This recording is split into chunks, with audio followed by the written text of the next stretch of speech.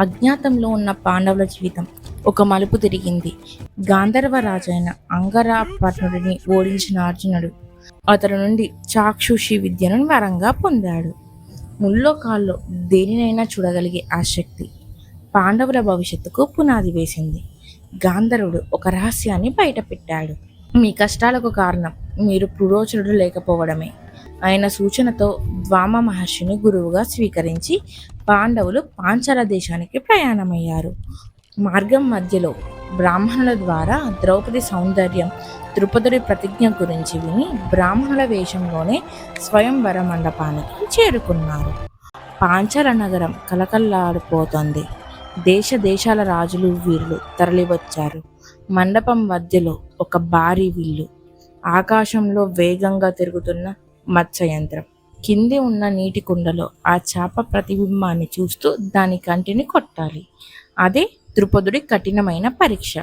జరాసంధుడు, దుర్యోధనుడు, కర్ణుడు ఇలాంటి మహానవీరులు ఆ విల్లు ఎక్కుపెట్టలేక వెనుదిరిగారు. సభలో నిశ్శబ్దం ఆవరించింది.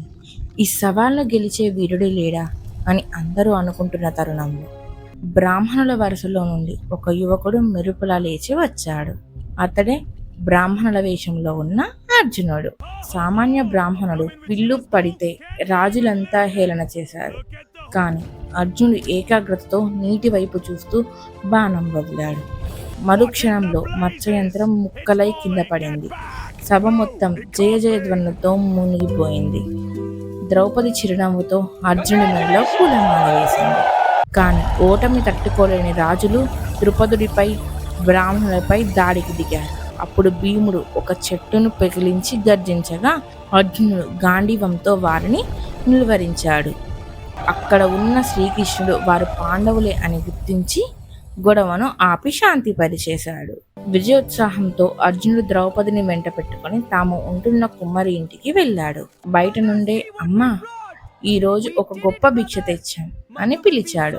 లోపల ఉన్న కుంతీదేవి చూడకుండానే, నాయన, ఆ భిక్షను మీ ఐదుగురు సమానంగా పంచుకోండి. నాయన, ఆ భిక్షను మీ ఐదుగురు సమానంగా పంచుకోండి అని చెప్పింది.